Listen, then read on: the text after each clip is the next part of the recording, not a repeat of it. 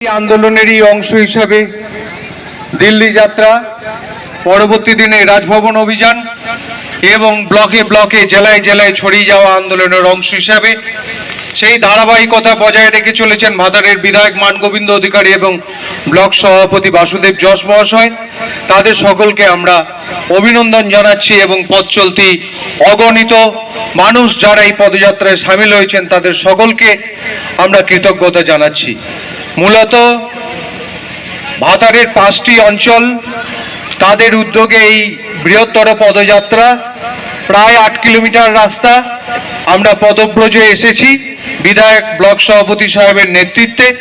সেখানে আমাদের পঞ্চায়েত সমিতির এক ঝাঁক কর্মাধ্যক্ষ, প্রধান, উপপ্রধান, অঞ্চল সভাপতি সহ আপনারা যারা দলের পতাকা প্রতিদিন প্রতি মুহূর্ত নিজেদের বাঁচার লড়াই হিসাবে, ইজ্জতের প্রতীক হিসাবে কাঁধে তুলে নিয়ে তার ইজ্জত রক্ষা করছেন, সম্মান রক্ষা করছেন এবং মমতা বন্দ্যোপাধ্যায়ের জন্য প্রার্থনা করছেন, ভারতবর্ষকে বাঁচানোর লড়াই লড়ছেন।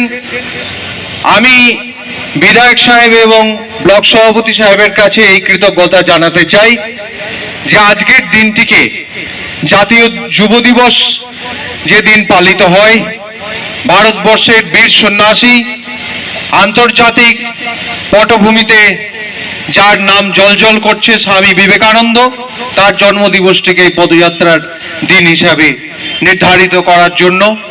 আপনারা জানেন যে 100 দিনের কাজ সহ অন্যান্য ক্ষেত্রে বাংলার মানুষের আর্থিক অধিকার দিল্লির সরকার অন্যায়ভাবে আটকে রেখেছে।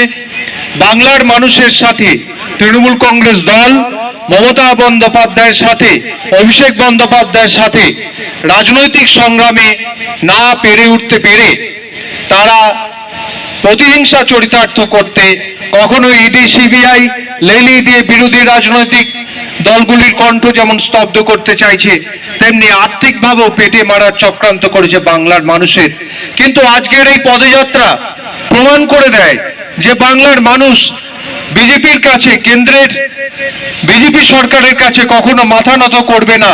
আমরা লড়াই আন্দোলনের মধ্যে দিয়েই আমাদের অধিকার আমরা আদায় করে নেব। গরিব মানুষ 100 দিনের কাজ করে তাদের রুটি রুজি সংসার যাপনের ব্যবস্থা করেছে, যেটা কেন্দ্রের আইন, সেই আইনকে নষ্ট করে, সাংবিধানিক অধিকারকে ধ্বংস করে নরেন্দ্র মোদী এখানে স্ট্রিম রুলিং চালাতে চাইছেন। তার বিরুদ্ধে আমাদের এই জমায়েত। এখানে আমরা ছাত্র, যুব, মহিলা, তফসিল জাতি, উপজাতি সর্বস্তরের মানুষ একত্রিত হয়েছে। ইতিমধ্যেই ভাতারের বিভিন্ন ক্ষেত্রে এই পদযাত্রা সংগঠিত হয়েছে।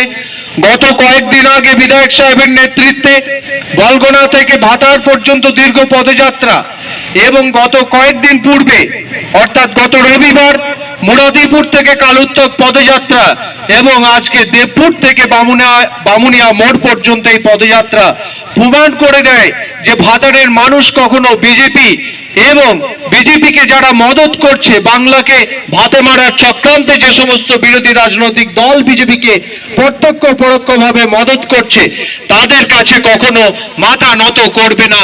আমরা পেটে গামছা বেঁধে এই লড়াই আমরা চালিয়ে নিয়ে যাব এবং আমাদের বাংলা থেকে আগামী লোকসভা আসনের যে 42টি আসন, সেই 42টি আসনের 42টিতেই আমরা জোড়াফুল ফুটিয়ে এই বাংলা থেকে দিল্লির সরকার নরেন্দ্র মোদীকে বার্তা দিতে চাই, এই বাংলার মাটি দুর্জয় ঘাটি, এই মাটিতে বিজেপির ঠাঁই নাই, ঠাঁই নাই।